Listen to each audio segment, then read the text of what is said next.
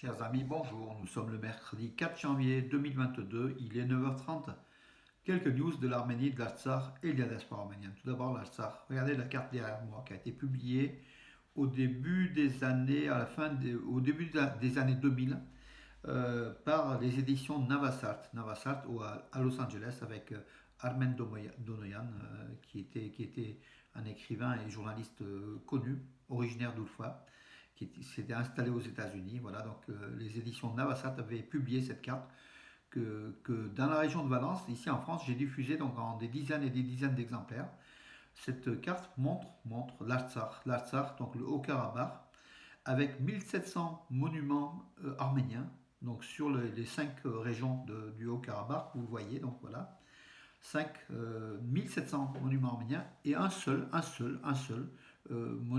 monument ou lieu de culte donc azéri, euh, la mosquée donc de Chouchi, qui a été conçue par des Perses et pas par des Azéris. Donc voilà donc la différence. Hein. Voilà donc comme quoi la terre de l'Artsakh avec les cinq régions est une terre de l'Artsakh. Donc là cette partie-là de l'Artsakh, toute cette partie-là, la partie sud on l'a plus. Donc il nous reste que la partie là, même la partie en haut, donc Shaoubian, on l'a plus.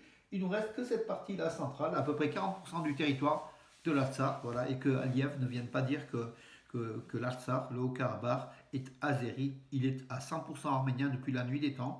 Les 1700 monuments arméniens qui sont sur le territoire de l'Artsakh prouvent, et même dans le Bas-Karabakh, au-delà de cette carte, il y a des monuments arméniens, c'est-à-dire que le peuplement arménien était au-delà de cette république du Haut-Karabakh. Voilà, donc ce sont des choses qui indiquent bien, comment dirais-je, on ne peut pas transformer, on ne peut pas, comment dirais faire de l'intox sur de la réalité. Donc le Karabakh est arménien, il n'y a aucun doute.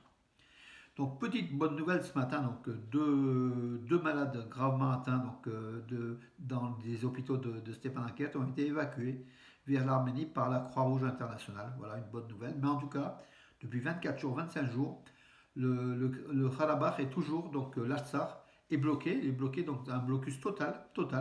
La population, les 120 000 civils arméniens qui y vivent, commencent à avoir des pénuries. Hein. Il y a certaines boutiques de Stepanakert ou d'Askelan ou même de Majdounie qui commencent à manquer d'éléments essentiels. Hein. Donc voilà, dont par exemple les œufs ou des produits de consommation courante. Hein.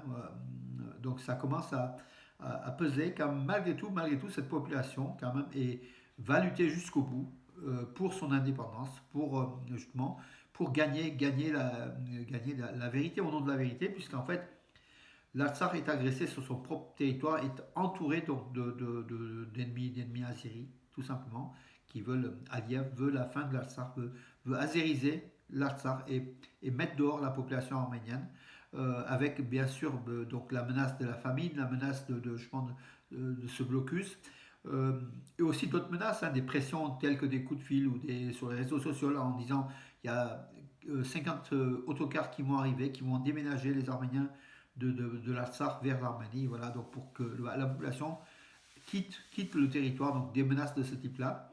Bien sûr, Stepanakert demande aux citoyens de l'Artsakh de ne pas réagir. Ce sont des rumeurs, des fausses informations circulées par des agents azéris, hein, depuis Bakou et puis depuis les réseaux sociaux.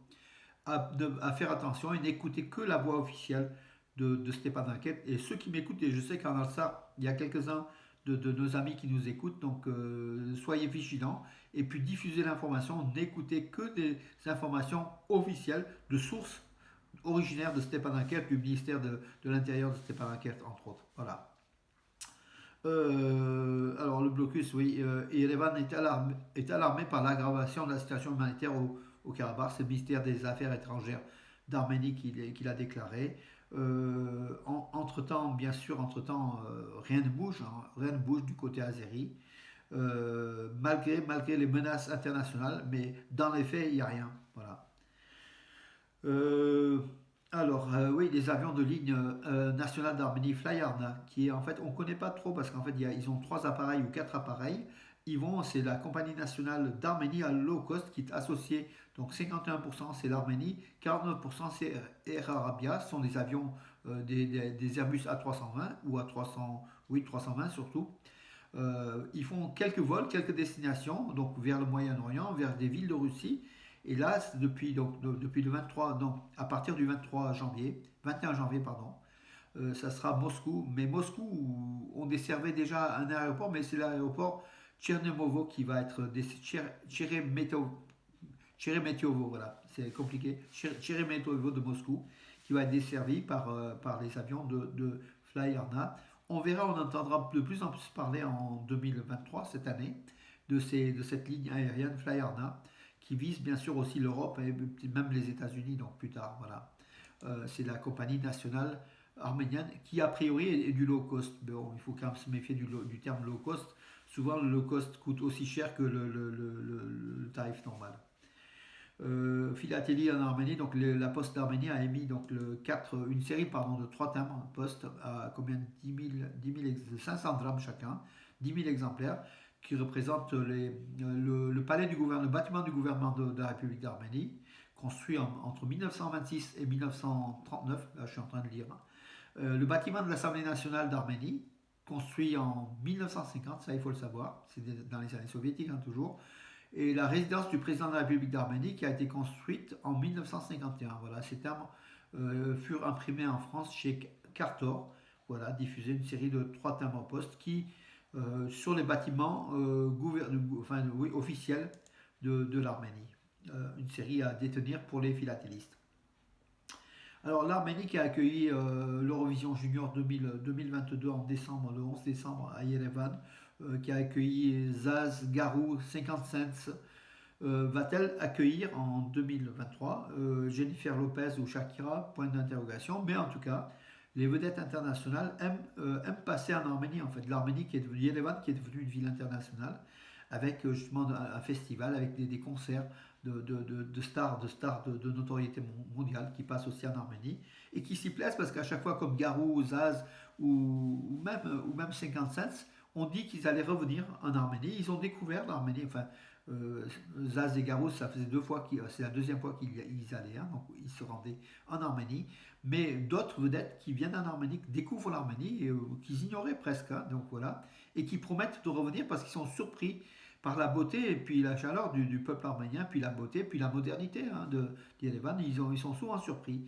Voilà de bonnes surprises qu'on réserve donc aux hôtes, aux stars de renommée internationale. Hein, voilà, donc les Yerevan. Et puis il y a une jeunesse qui est dynamique, qui est tournée vers justement l'Occident et vers ces stars internationales. On ne peut pas leur priver. Donc voilà, c'est aussi leur droit de vivre leur rêve, de rencontrer donc, ces stars en Arménie et pas à l'étranger, pas aux États-Unis. Et c'est le point fort donc, de l'Arménie, cela. Oui, alors, on a remarqué que lors de la guerre de 44 jours en Artsakh, euh, bon, les Iskander M qui devaient détruire des villes complètes, qui étaient la force de l'Arménie, qui ont été présentées lors du 25e anniversaire de la République d'Arménie. On y était, hein, place de la République à Yerevan, quand les Iskanders sont entrés place de la République, les 100 000 personnes il y a eu un tremblement de terre, hein, tellement qu'il y a eu des applaudissements, de la joie d'une Arménie libérée avec une armée forte, et puis l'arrivée des Iskander, ces missiles indétectables au niveau des radars, capables de détruire des villes entières. On l'a vu en Artsakh, on a vu lors de la guerre de l'Artsakh, les Iskander même n'ont pas été utilisés, ou même s'ils ont été utilisés, ils n'ont pas produit leur charge maximale. Ils ont produit que le quart, à peine le quart, même pas, même pas. Donc les Russes c'était bien gardé de donner les codes, et puis on ne sait pas ce qu'il y avait dedans, enfin, tout simplement. Hein. L'Arménie a peut-être été grugée.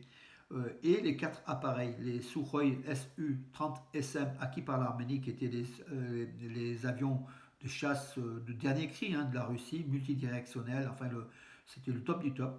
Ces avions, les 4 SM, 30 SM, l'Arménie devait en recevoir d'autres, mais les 4 SM n'ont pas bougé de leur place. Donc il n'y a pas eu de défense ni des frontières d'Arménie ni de l'Artsakh par ces avions de chasse. Un journal indien donc, vient de publier un article. Donc, alors, ce journal indien, donc c'est un portail, pardon, c'est un site donc internet, Indian Defense Research Wing, a affirmé que ces avions, bon, les pilotes n'étaient pas expérimentés, et en même temps, l'Arménie n'avait pas de missiles pour ces avions de chasse, c'est pour ça qu'ils étaient cloués au sol. Les Russes n'ayant pas livré, donc voilà le rôle de la Russie aussi, qui fut quand même néfaste L'Arménie a acheté des Sukhoi Su-30 SM auprès de la Russie, sans avoir les bombes, en fait, les charges. Voilà. L'Arménie utilisait d'autres charges qui n'étaient pas du tout guidées, donc qui étaient inefficaces. Et d'après ce journal, ce site indien, l'Arménie aujourd'hui s'intéresse à l'expérience de l'Inde avec des avions de chasse, avec ses avions, et veut acheter sans doute des missiles ou d'autres éléments auprès de l'Inde, et puis la formation aussi des pilotes, hein. Cela veut dire quoi? Cela veut dire que notre partenaire russe, la Russie est absente. C'est que la Russie a déjà, depuis la vente déjà de ces avions qui sont intervenus il y a 3 ans, à peu près, oui, 3 ans, euh, la Russie avait déjà décidé de ne pas aider l'Arménie dans l'armement. Voilà, donc c'est aussi le dilemme de cet accord de sécurité entre l'Arménie et la Russie qui va jusqu'en 2034, mais qui est inefficace. On l'a vu aussi avec l'OTSC, donc l'Organisation de traité de sécurité collective, qui est absente, qui n'a pas du tout, à la demande de l'Arménie, qui n'a pas bougé du tout, hein. L'Arménie demandait un soutien. L'OTSC, commandé bien sûr par la Russie, le Kazakhstan, la Biélorussie, et puis 5-6 pays, et dont l'Arménie est membre. Donc l'OTSC n'a pas bougé, voilà, tout simplement. Ça montre la non-fiabilité de notre partenaire militaire, donc la Russie, qui nous livre des avions sans bombe et qui nous livre des Iskander M périmés et sans efficacité, et qui aujourd'hui, l'Arménie, donc se retourne vers l'Inde pour l'achat d'armement et puis la formation des pilotes, et puis c'est quand même étonnant. C'est quand même étonnant que la Russie ne vende pas à l'Arménie ces éléments clés d'une production. C'est elle-même qui a produit ces avions, elle ne vend pas ses missiles. Pourquoi? Peut-être les 5 à 7 milliards de dollars d'échange, enfin de vente d'armes de la Russie à l'Azerbaïdjan, avec la contrepartie peut-être de ne pas vendre l'essentiel à l'Arménie. Beaucoup d'éléments de ce type-là aujourd'hui entre l'Azerbaïdjan et la Russie, des accords sur le gaz, beaucoup d'accords entre la Russie et la Turquie, Erdogan, bien sûr aussi beaucoup d'accords qui font que l'Arménie, le partenaire arménien donc de la Russie, est aujourd'hui délaissé à son sort.